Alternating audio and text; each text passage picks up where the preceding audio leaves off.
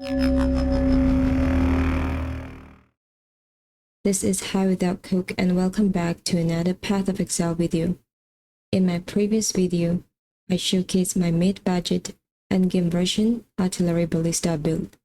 So today, I want to show the extremely budget version of this build so that it is easier for you to league start with it. For anyone interested in starting this build, you can watch my endgame version later. If you haven't, I have the link attached to the description below. This build is extremely cheap to start with. 1 divine is all you need from tier 16 comfortably. As we all know, most of the gears are usually more expensive at league start, so I tried to match the budget of this build as close to how it would be at league start as possible. If nothing changes, which I doubt it would, the budget should be around the same at 3.22 league start.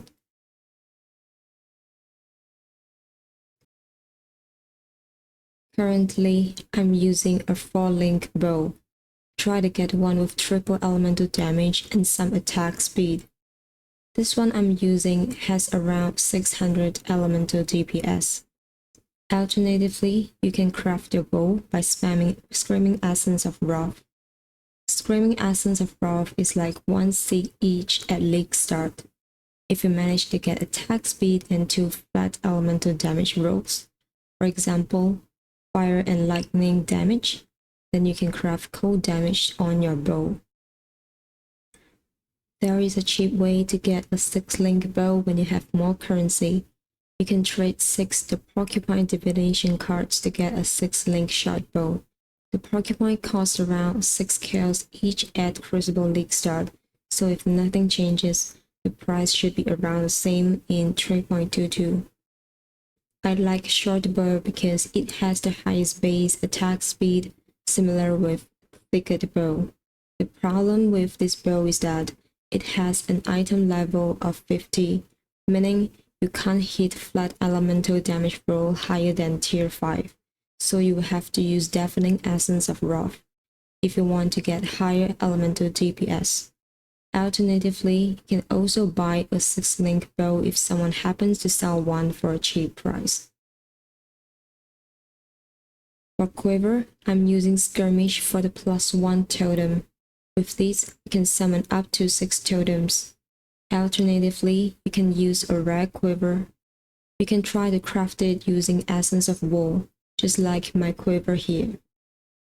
I was lucky and hit tier 1 lightning damage, so I crafted live. I like a broadhead arrow quiver because of the attack speed implicit. The easiest and cheapest 6-link you can get early map is probably Tabula Rasa. You can also farm for it in Act 9, the Blood Aqueduct. For helmet, I use an Alpha's Howl for the increased mana reservation efficiency. The reason being, without Hyri's Ire, the evasion of this build is quite low. So to solve this issue, I run Grace along with Haste and Precision. The endgame upgrade of this helmet slot is Wilma's Requital. However, I would suggest using Alpha's Howl until you get Hyri's Ire body armor. Without an Alpha's Howl, you will have to drop Grace and lose a lot of evasion for survivability. For my boots, I use Wind Scream so that I can apply an additional curse. It also comes with 20% increased movement speed and some elemental resistance, which is pretty good. These boots are a little expensive as they cost like 10C at league start. The rest of my gears, including the gloves and the jewelries, are just to cut my resistances and to get strength and intelligence needed for this build. Now that I'm talking about my jewelries, I want to mention 2 biggest issues with this build. The first is the mana issue. As you can see here, I got -7 to mana cost for all my jewelries. If you can't get this craft early on, then you probably have to run a 5-link instead of a 6-link and also drop 1 or 2 auras depending on your build. The other issue is the lack of strength and intelligence of this build, which then brings us to the skill tree section.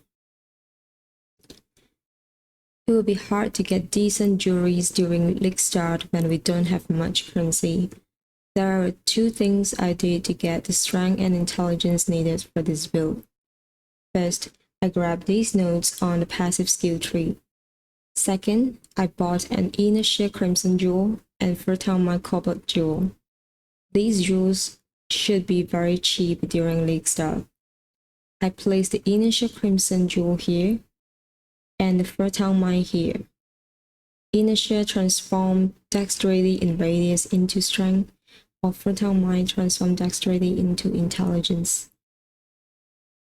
To make up for the loss of arrows from Rain of Splinters unique jewel, helmet enchant, and divergent quality Artillery Ballista, I grabbed these nodes here. Not enough to have 11 arrows, but we would have at least 8 arrows. Apart from the skill gem and skirmish, watchtowers gives an additional totem. In order to run 3 Rs, I took these nodes. My skill gems are nothing special. They are mostly level 19 with no quality. But I want to mention that I specifically level my steel skin until level 15 so that I wouldn't need so much strength for this build. For my flask, I use sulfur and diamond flask for more damage. For Pantheon, use Soul of the Brine King until you get Ancestral Vision and have 100% elemental element avoidance. Then you can drop Brine King and change the lunaries for general mapping. Do check out my POB link. I have it attached to the description below. Under the notes section, there are details about where to get the gems. For example, after completing this quest, you should be able to get these gems, whether it's by quest rewards or vendor rewards. Here, I also compiled a list of uniques you can use while leveling.